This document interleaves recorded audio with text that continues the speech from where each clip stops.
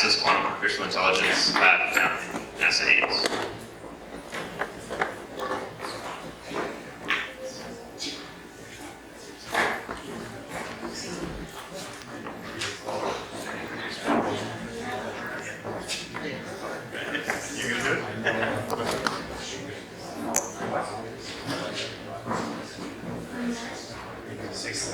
Thank you.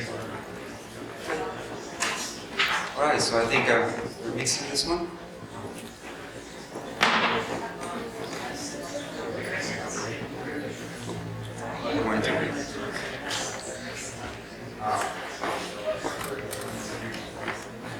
All right, so it's a pleasure to be here. Thanks, Will, Ryan, and the whole Recorded team for the invitation. It's a wonderful event thus far, and I think the night is about quantum machine learning. So I've done my research. I've been actually developing quantum algorithms for the past 10 years, since I actually started my PhD.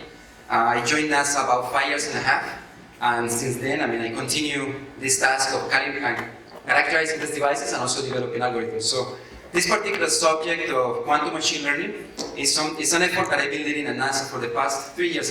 For the most part, my focus has been in algorithms for optimization, but then now I decided actually to develop a team, and we've been working on this topic, and I just wanted to flash some of these, the developments of the type of things that we do at NASA and why we do it that way.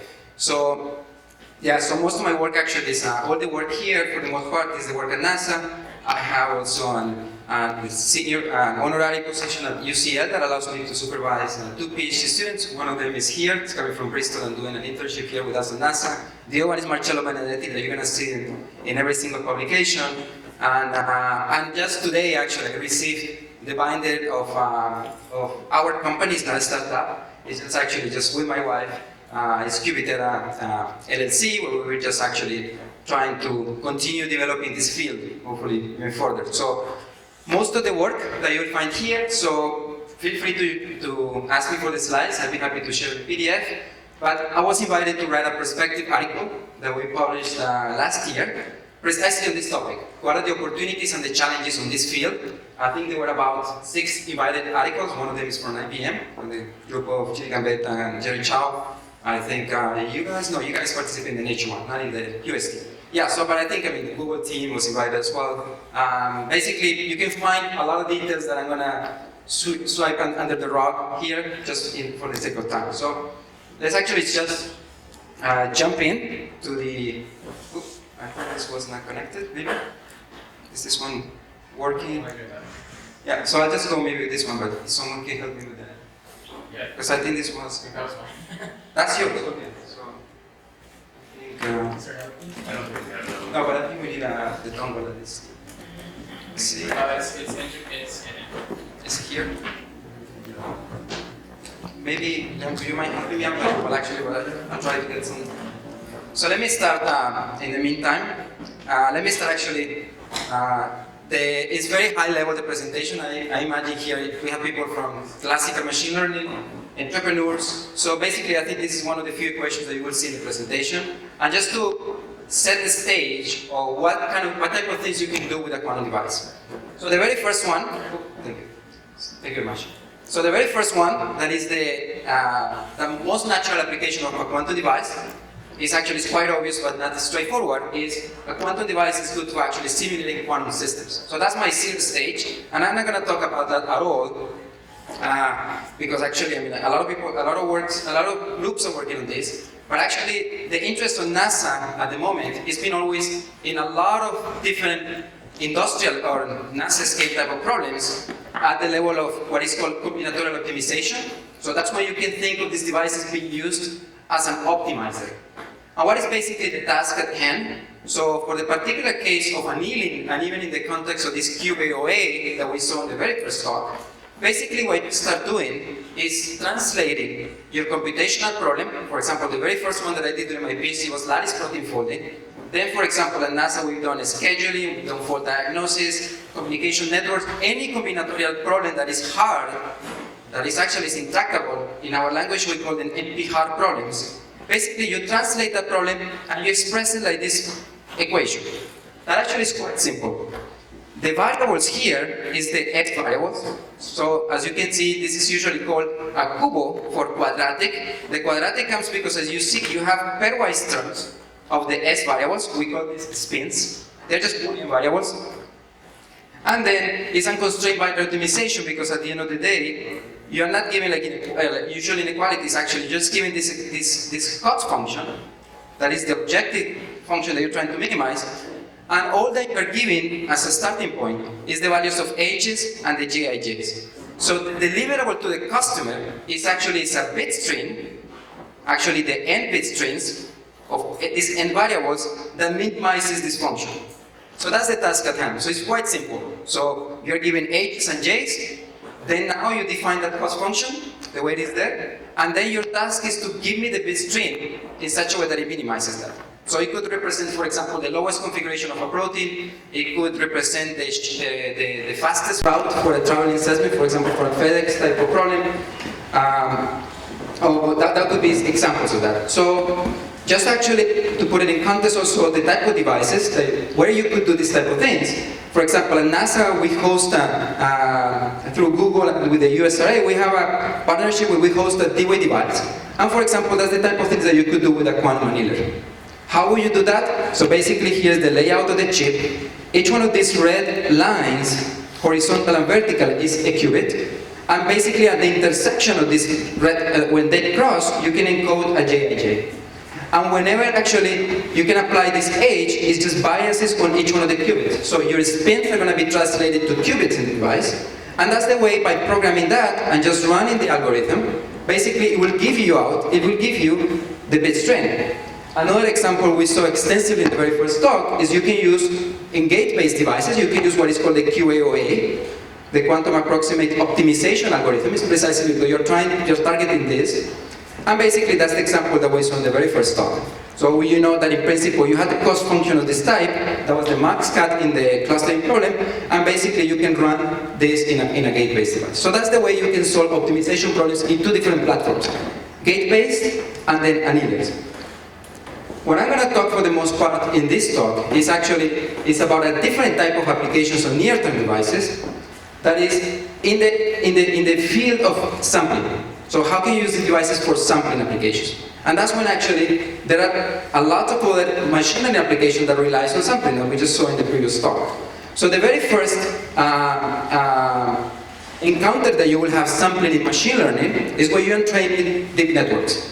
And that's something in principle, basically, we just saw from the previous talk that all that you need to do is to sample from a Boltzmann machine. By now, we are experts on Boltzmann machines. And you know that basically, the connection to the previous case is that you have the same cost function.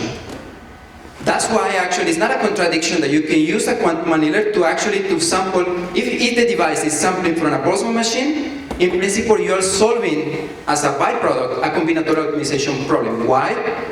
Because since this cost function, the maximum weight means the most likely sample that you're going to see is the ground state. It's precisely the solution to your combinatorial optimization problem. So you're solving two things at once. But let's say that your interest is really to sample from Boltzmann. Now, in the device, and this is just actually a minor correction to what Guillaume said in terms of what you do with quantum annealer, you really need to take into account what is called this effective temperature. And that's what actually was holding the whole research between 2010, that we actually proposed it to be implementable, to the time that actually we came up with an algorithm to determine this. So it's not actually the physical temperature of the device, it's much more complicated than that. And so unfortunately it's much more tricky to calculate. But in principle, if you don't know the effective temperature, therefore you don't know the Boltzmann distribution, and therefore you cannot make progress in these update loops that Guillaume was showing in the previous talk. So what kind of things actually you would be interested in doing with these Boltzmann samples? So if I can access the Boltzmann samples, I can calculate these non-trivial, that actually was from the previous talk as well, these non-trivial correlations between hidden and visible units. And actually, it's not trivial, is because, as I said, you require samples from the distribution, from the joint distribution. And we realized the whole motivation of the previous talk is trying to get this. So that's why I put it here. You can do this with quantum annealers. You can do that actually also with QAOA, as was illustrated in the previous talk. So what I'm going to actually talk towards the end of my talk is actually, how can you bypass altogether even Boltzmann sampling? And that's when we raise the question is, can we use the intrinsic power of the device, even if it is if you want to sample from a quantum distribution itself, let's say he doesn't want to sample from a Boltzmann distribution. The whole purpose of why machine learning, classical machine learning start with Boltzmann samples is because, first of all, it has very nice theoretical properties, and you can make progress. But at the end of the day, the task that you are going after in machine learning is after representing the data itself. I'm just actually giving you here one of the canonical data sets, is the bars and stripes, and then in principle, you want your algorithm, let's say, to sample from this data set that looks like stripes and bars and stripes, and not from this other potential data side of the same data set. So if your machine learning algorithm is trying to get this, then in principle, I mean, I don't even know if that actually can be described with a Boltzmann distribution, but I just still want that task to be done. So at the end of the day, I'm presented with data, and I just want a device that can sample and represent the data. So, and that's basically, I think there is a direct approach, and that's the one that the algorithm that we just developed, and we call that a Born machine. We're gonna see that in a minute. So, let me go actually to some of the lessons that you will see in this perspective. So the very first lesson that we learned, and more than a lesson, it's really just the philosophy of my team. And it's when we started this 3.5 years ago, we decided, okay, so let's first focus and identify what are the hardest problems that the machine learning experts are suffering. Like what they are really struggling. Why? Because if you really want to show quantum advantage in the near term, that's the only way you can compete. So what we realized is that most of the quantum machine learning people jumping in the field, they were just translating the popular machine learning pipelines, SVMs, linear regression, they were just translating that to the quantum analog. So it's an exercise that's interesting, but then they're popular precisely because they're very efficient to be, I mean, you can implement it anywhere with a few lines of code and you can get great performance. We really wanted to hear what is really what people, the real experts are struggling. What you see, just by listening, for example, to Jeff Hinton, Joshua Benjo, Jan LeCun, it's actually basically unsupervised learning is one of the most critical domains where they see that as the future, but they see it as the longer term. Why? Because the problems are harder. So that's why we see an opportunity for a quantum device. Second, you see, for example, the same Benjo in his book, he said improved sampling techniques are one possible research frontier. So that's when we see again an opportunity for quantum device. And the last part is what Guillaume was talking about, is these generative models, where actually when trained Boltzmann machine is a hard task to do. And that's where actually, if you can do that with a quantum device, then you will be helping them significantly, and a new opportunities, commercial opportunity will open up. So, just a minute as an overview, let me just briefly tell you between what is unsupervised and what is supervised machine for those of you not in the machine learning community, and in particular generative models. So what we are going after is this type of setup. Let's imagine that you're giving images, but you're not giving labels. Since you're not giving labels about these images, you're not giving any guidance. That's what we call this an unsupervised task, an unsupervised learning exercise. The task of you as an engineer or as a scientist is to develop a learning algorithm in such a way that you can build a probabilistic model that describes these images. So you really want to capture the correlations in the pixels in the images in such a way that you can do things like this one. Let's say that you have a corrupted data or a corrupted image. If you really know the full distribution of all the image, so basically you know how each one of these pixels is correlated in some way, then in principle, by using your model that you train, you can in principle reconstruct image. You can do video completion. You can do, for example, you can enhance the resolution of images, because now you know more or less actually how everything you really understand what you're generating. The other task that is actually the most popular one, and the reason it's the most popular one is because actually it's the one with the highest performance, and it's because it's the easiest, let's say, to do, is the supervised, and it's the case of the discriminative models. So notice the difference. Here you're giving labels, or for example, you're giving images of a dog and a cat, and you're told that which one is a dog, which one is a cat. When you're doing that type of assistance, then you train an algorithm, but the task is simpler. Why? Because you consider that you succeeded if you have a good description of the labels given the image, you don't really need to have a mathematical model over the whole image that could be millions of pixels. The only thing that you really need to be good at is telling me that if I give you an image like this, you just need to tell me that a 6 and a 1 is there. That's your task, it's just the labels. It's not actually, you could not, for example, reconstruct images this way. So the other case is much more complex, and that's what we heard from Hinton and Benjo in the previous script, that actually that's the task that is hard. So that had been the focus of our research. So now, second lesson is the one actually the topic of this venue is definitely, if you really want to go near term, definitely hybrid approaches is the way to go. And in particular, for example, we've been focusing on generative and supervised model. How does this work? We've seen a couple of examples already. Usually you have data. From the data you have a learning pipeline. And from the learning pipeline you make predictions. So what we do is, as quantum engineers, is do the detective work of identifying where in that pipeline is where the classical code of the supercomputer struggles. And that's precisely, for example, in the case of the training the Boltzmann machine, that's here. That's where you're doing the update of the gradient, where you're updating the parameters. Then we identify that there is this complex sampling that is required. And that's where we want to use the quantum device, only there. Or for example, when you're doing inference, then sometimes when you train the model, it doesn't mean that you can easily sample from that model that you trained. The model might be complex enough, because you need to marginalize and do a lot of tricks, and maybe a quantum device can help there as well. So our detective work is always to identify where do they struggle, we go there and we try to take the quantum advantage there. So this is actually the example that I presented before. When you're training Boltzmann machines, then you need to calculate these terms, and those terms are a bottleneck that only live here, but the rest we can do classically. So that's basically what we've been doing for the last 3 years in the case of quantum annealing. And in particular, the first 4 papers is just trying to solve the different challenges when you really go to the real world and program these devices. And I think that's wonderful that Rigetti and IBM, they're putting available the devices, because for us at NASA, regardless of the question whether the D-wave is quantum or not, for us has been a learning experience of solving all these challenges of what it requires to code and program these devices. So in the first one, I mentioned about the effective temperature. That was a non-trivial thing that actually stopped the research between 2010 and 2015-16. Now, for example, you see that the connectivity issue that Guillaume raised, that was our recent paper published in PRX, in Physical Review X, where basically we know that it is very detrimental to the model if you don't have enough connectivity, because the connectivity determines the power. For example, if I have an image, and if I don't have enough qubits, I mean, the qubits represent the pixels, and if the pixels, if you don't capture long-range correlations in the image, then your model is going to be poor. So basically, that's why connectivity in the device is important.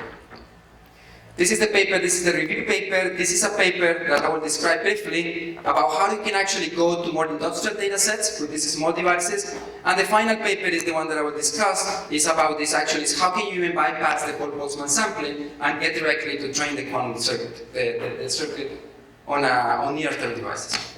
So let me just give you as an example how we operate with these devices. So don't get super excited about actually quantum supremacy. This is actually very small scale type of experimental realizations. But basically, here's a data set. So the UpDigits data set is an 8x8. It's a subsample version of the MNIST, of this handweighted digits data set. A typical image looks like this in grayscale. So it's 8x8. So it's 64 pixels. So it turned out that actually I will explain in a minute, we cannot even encode that, so actually we trim the irrelevant data that is usually in the corner, so we just trim 2 of the columns, we get it to 7x6, by actually also trimming 1 of the rows at the bottom. So we're left with this 42. You will see why 42. Now, so that's an example, and then we binarize the image. So this is an example of the final data set. So this is what you're going to show your quantum device, and that's what you expect the device to learn. So if your device managed to learn this kindergarten handwritten digits, you're happy, because actually that's where you're showing the device. You cannot expect that it's going to have professional digits. I mean, at least it should learn that. So this is an example of a number 1, number 2, number 3, and number 4. This is actually the real experiment. And when you go to the device, as I mentioned, we only selected numbers between 1 and 4. So you have 4 different classes because we wanted to do a classification similar to the case of the supervised, but we didn't take the fully unsupervised. And then in this case, so you have 4 classes plus the 42 that takes you to 46. It turned out that in the previous generation of the device that we had, it had on the order of 1,000 qubits. The largest fully connected graph that you can embed in that device is actually 46.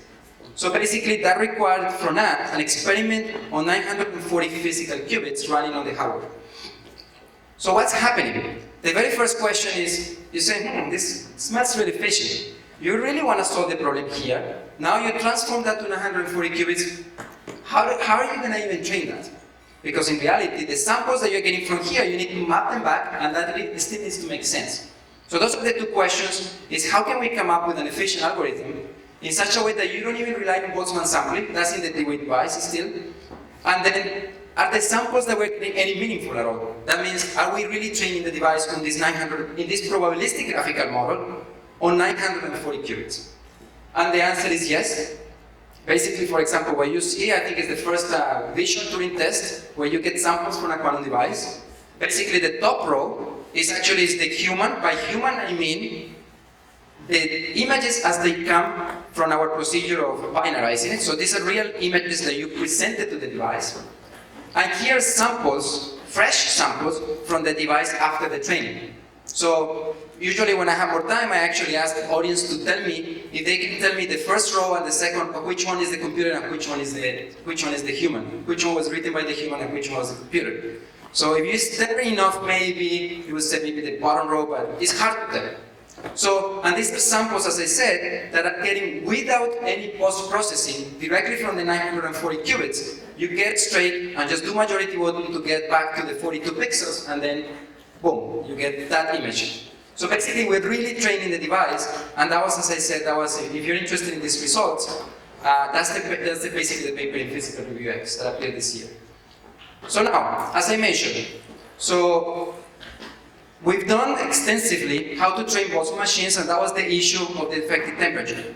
Now we move to ameliorate this robustness to noise and the fact that maybe you don't even have a Boltzmann distribution in the quantum device, and then how can you make progress? And how can you solve the connectivity? So that's basically this paper. I haven't updated the reference. The next question that was really bothering me, because at NASA we're always talking to engineers, and when they tell me that they have data sets with 1,000 variables and I can only embed 42, I get frustrated. So the first question is, how can we extend this to really commercial application? So that was actually if you look at any of the quantum machine learning papers, including ours up to the one that I'm going to present, you will see that all of them encode the data into the units, into the qubits. Therefore, if you have a 1,000,000 pixel image, you require 1,000,000 qubits. And that's not realizable in the near term, other than total model representation. So that's the very first paper. One thing that I dreamed of actually like about 2 years ago, I was pushing my team to get this. I told them, I was aware that in deep learning, one of the tasks that you get for free when you're doing deep learning is that when you input your data, no matter how complex it is, either with continuous variables, no matter how you do that, at the end of the day, in the last layer, you get a compressed representation of your data that actually is, since it is compressed, so it's lower dimensionality. And you get a bonus of that. That is actually that your data is binarized, so it's discrete. So what could be better for a quantum device? You started with something complex, an image with millions of pixels, and then you end up with something of the order of 100 qubits that is already binarized. And pretty much, it would be great, my idea was simple, it would be great if you can attach quantum device, not here, because here you're going to need 1,000,000 qubits, but right there, because actually you make deep learning to do all the work for you, for the quantum device, and then the quantum device can assist further. So it's changing the paradigm of just using the device in deep learning, as we did in the past, and that was actually also another example in the previous talk, to make deep learning to help the quantum device, to get a better representation, and then you can have the complete loop. So that's basically the whole thing, that's the other equation here, that is basically just a representative. It doesn't need to be an annealer device, actually.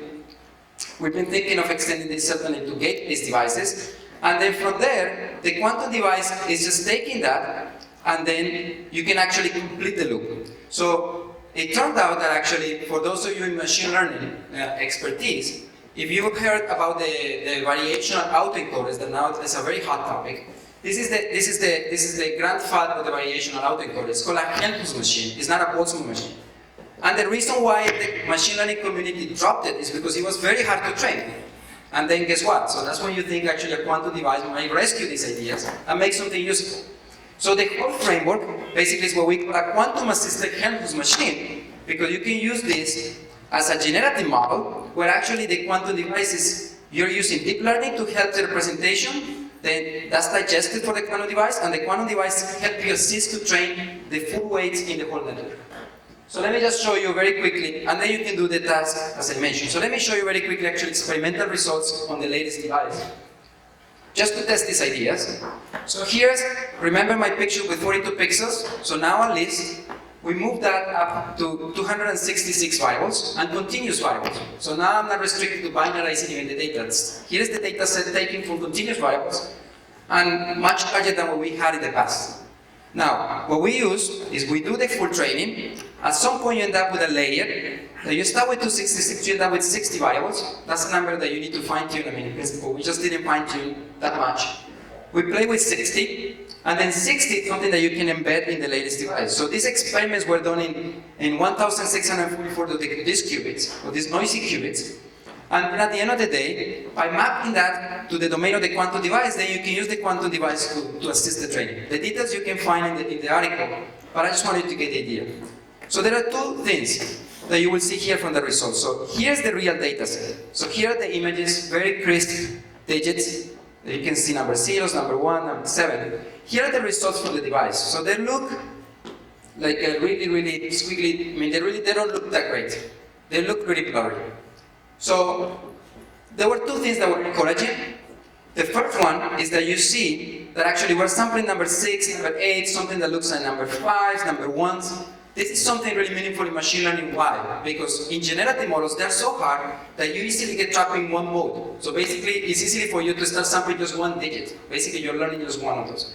The fact that you're sampling multi-modes and getting back all the digits, that's something good, even though they look ugly. The second thing that was also encouraging for us is that when we compare with the same training under the same method, that actually was the wicked sleep algorithm that was developed in 1995 by Jeff Hinton. That's the one that we adapted here. The classical results just look just as bad as this one. So in reality, it's not the fault. I guess it's not that the quantum device is not being trained. It's just that the algorithm is too poor. It's just too primitive. And certainly, there has been developments up to 2017 on how to train these devices, how to train these algorithms classically. It's just that we didn't find a way to put this more sophisticated into the D-Way device, or actually to do a learning loop. Because as I said, it was 2 years for us even to come up with this very first realization.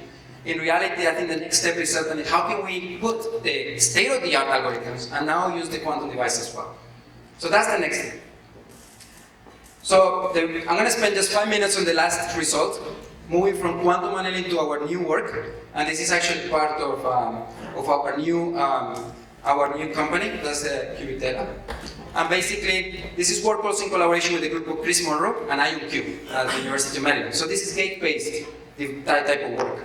So again, we have the Parsons type data set, and then now we have the non-Parsons type, and the goal is not just training, but also we really want to benchmark and assess the power of the devices to solve this task. So I'm going to show you the training, more or less, how it works. But basically, as I mentioned, we're deviating from Boltzmann machines. And then basically what we're doing now is what is called, and actually the very first time that I heard this term, is actually what is called a Born machine.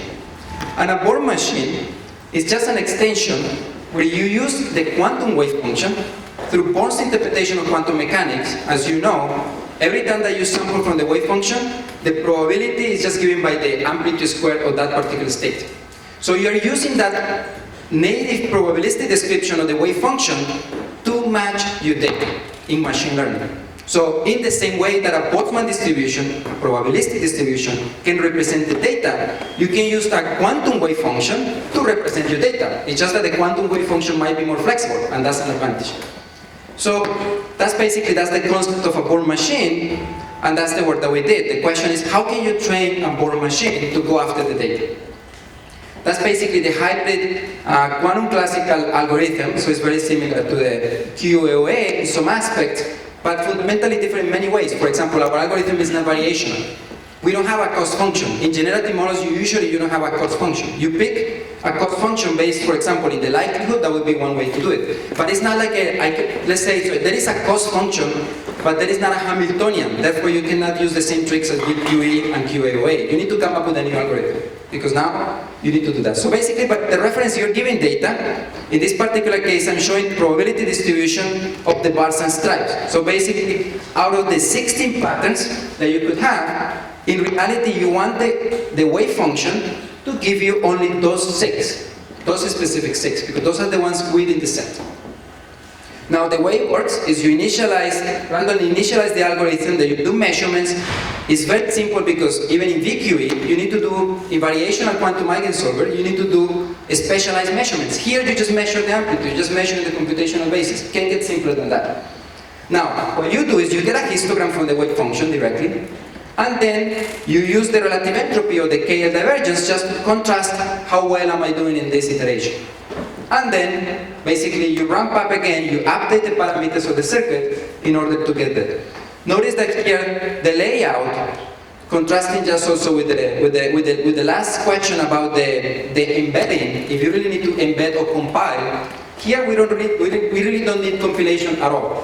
Why? Here I just have a set of single qubit gates, intercalated with a set of entangling gates, and they could be the native entangling gates in the device, because at the end of the day, I'm just training the circuit as it is, just to represent the data. I'm going straight for the target. So in reality, there is no need for compilation at all, and you can use the device as it is. So let me just show you actually how the learning curves work. So if you use this, so you can test, for example, how powerful is the wave function or your device as you increase the resources in the quantum circuit. Basically, if you increase the depth of the circuit. And that's basically what you see here. So for example, if you use only single qubit gates, your approximation is poor. And that's what you see here. Actually, the KL divergence is quite high, because you're just giving a very crude mean field solution to the problem. So your circuit, your wave function cannot represent the data. That's not the case when you start adding entanglement, significant entanglement, and as you see the drop when you go into a second layer. And that's the case, for example, if you had an all-to-all connectivity, you would get this type of learning, pretty much the exact result. That's basically what you get. And the other one is you can even compare different topologies. So for example, for experimentalists, for Getty and for IBM, this is a great tool for compare when they are doing the design. Should I have a star topology, in the sense that I have one qubit connected to all, or should I have a staircase chain like architecture? And then I can test directly how powerful that function, the flexibility of that wave function when I train and try to test that. So basically, those are the type of capabilities that you can do. And here is actually some experimental results. As I mentioned, the very first part is about the training of the circuit. Another component of our paper, and this is something that is close to my heart in my team, is I'm always actually trying to identify if there is any misperfections, or how can I address that in the device. Any miscalibration, anything in the device, how do I even assess that? We came up with a new metric precisely using the bus data set. We call it the Q-bus.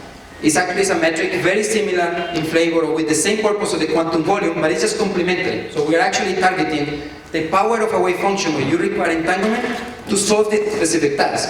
And what you see actually is the theoretical value that you would get from the metric from an error-free, fully coherent device, compared to the experimental result that you get if you actually run the circuit. As you see the metric, as you go from 2 layers to 4 layers, for example, when you have the star topology and you go between 2 layers, the 4 layers, the drop is more significant, and the metric is already telling you, of course, that makes sense, because the more layers you have, the more decoherence you have, the more errors you accumulate. And the metric is already telling you in one number how bad actually you are doing, or how far you are from the expected error-free device, from the error-corrected device. So this is actually just one simple application. There are many more applications of this metric. I encourage you to take a look at the paper itself. Just with that, I would like to wrap up. So, yeah, it's too bad you cannot see here, but basically, as I mentioned, our perspective here is 2 main lessons that I wanted to leave you in this field of quantum machine learning. Is the first of all, it doesn't need to be generative and supervised learning. You don't need to do the same thing that we've been doing. but at least I encourage you to really identify what are the hardest problems from the commercial side in such a way that you can really gain an advantage with these near-term devices. That's what we are always doing, this detective work, or identifying and talking to partners, to commercial, for example, and the previous work that I did is also with Xerox PARC, so we're always talking to commercial partners to see where are you actually struggling. The second one is certainly, the topic of this conference is actually these hybrid approaches. That's the best way if you really want to play with these devices. And certainly to encourage you all to develop algorithms under this framework. And yeah, so as I said, I mean, unfortunately you don't see it here, but please, I mean, if you get a chance, follow us with Cubiterra. That's actually most likely we'll continue doing a lot of work under our LLC. And yeah, certainly very happy to answer any questions or to be reached out via email. Yeah? Thank you. One question. Yeah, one question. Are there any particular machine learning problems that you think are gate-based quantum computers are better suited to solve than compared to quantum computers, or vice versa? So my intuition following the work on the Born machines, I'm still putting my bet in the unsupervised learning and in the generative model, because actually that's, as I said, I mean, you're using the full power of the probability distribution of the quantum device to do a task that is very hard to do it classically, but that we know that has a lot of value commercially. So I think that's one of the things that we continue exploring. But there might be some more. Yes, is one more suited for the gate model or the quantum dealer? Right, thank you. Say that again? Is one more suited for the gate model or the quantum dealer? I think, I mean, there are a lot of caveats. I mean, they're quite different, to be honest. I think they're trained completely different. And for example, if you really want to, for example, like the clamping procedure will be different in quantum analysis than in gate-based devices. So there are a lot of caveats that I think they need to be resolved. So I think at the end of the day, I think we will see, like the same as we don't have a winner in the architecture. However, I think it's something that we will need to explore a little bit further. This point you were making at the beginning of your presentation about the detective work, Yes. of trying to find the hard parts of a problem, parts that are hard for a classical computer. Yes. Do you have any thoughts about how to approach that algorithmically and perhaps at a higher level of abstraction to explore the design space and look for the hard parts? Yes, so I tell you what I do most of the time when I'm at NASA talking with the data scientists and with the rest of the people from the planning and scheduling and the rest of the team. So usually what I do is, I mean, if you had the original problem, what they usually do, the data scientists, they actually take shortcuts. So what I try, I mean, they need to work with the problem as it is. If it is a million variables, they still need to make a prediction, and that's why we have approximate versions for training Boston machine, we have approximate versions for NP-hard problems. So let's say when I'm facing an NP-hard problem, so I try to backtrack them all the way to the first time that they did an approximation. Because actually that's when I see that most of the time this approximation, you cannot guarantee that you get an optimal solution. But if you, from there, you take it with a quantum device, in principle, actually, you can go straight to the optimal solution and have a chance, at least, to maybe competing with the other strategy. So that's one way. I mean, I think, but the machine learning was a little bit different, but let's say optimization is very easy. Because, I mean, first of all, the first question I ask is, it needs to be an NP-hard problem. If you're telling me it's a problem that is hard for you, but it's polynomial, I think I usually just stop the conversation. I think it's just, there's no point using the point. Maybe I think...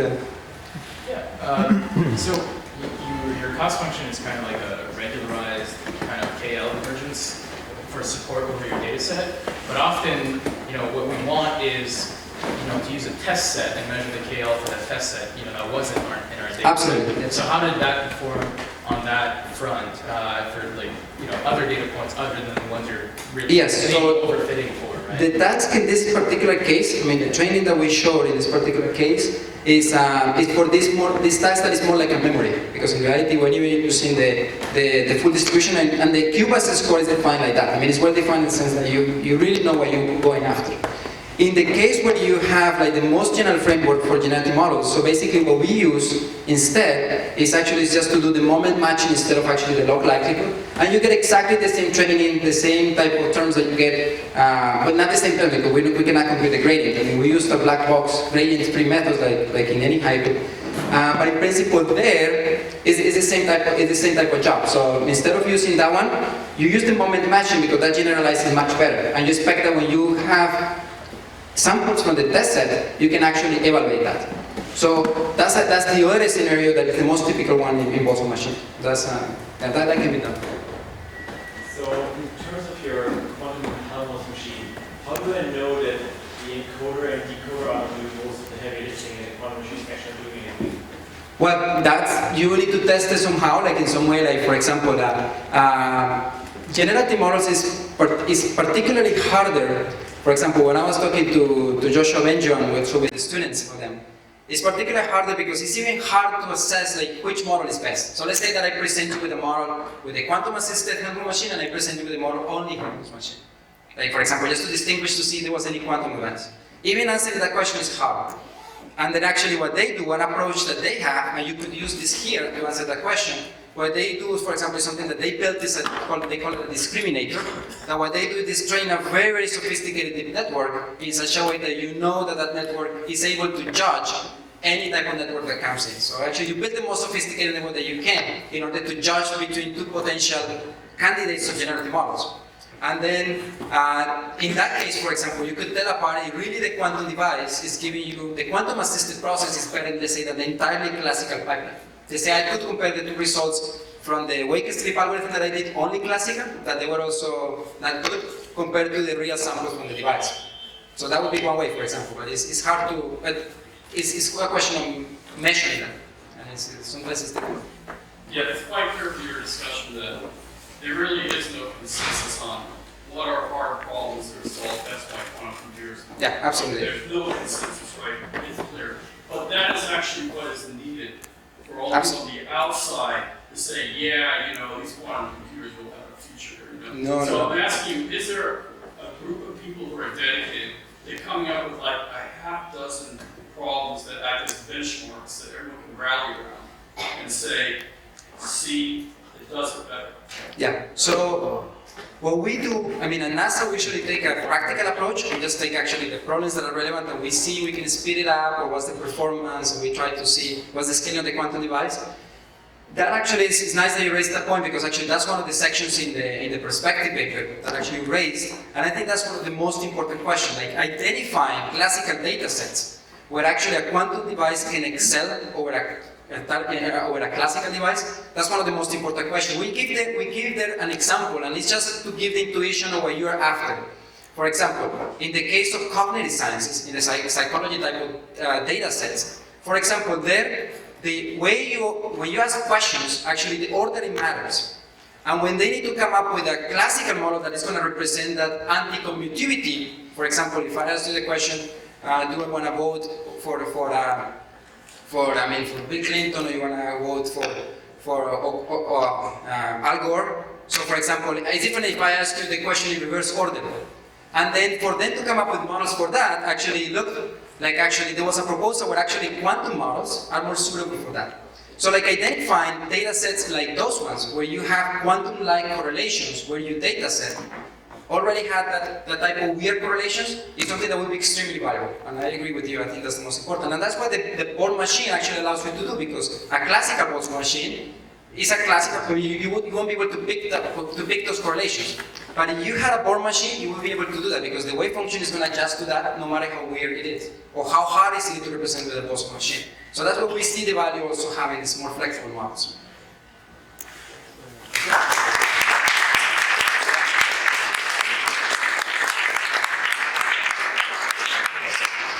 Actually, to that last question, the field's really early. Benchmarking is a big thing, and coming up with benchmarking suites is something we talk about a lot in the industry. We just started an IEEE standards quantum computing working group, which we haven't met yet. So one of the things we'll be talking about is benchmarking. So I would say like in the next year, we'll start to see people looking at maybe some sets of molecules that you can simulate across different chips, or some sets of data science problems that people can test. But that's kind of in the works as the industry goes. So I also wanted to thank again the speakers for the particular challenge they have in addressing an audience in a new field. People come from all sorts of disciplines: physics, CS, machine learning, computer, and tons of others. And so it's a challenge to figure out how to address the audience at many technical levels and from many backgrounds. So I think we should just give them one round of applause for taking that challenge on.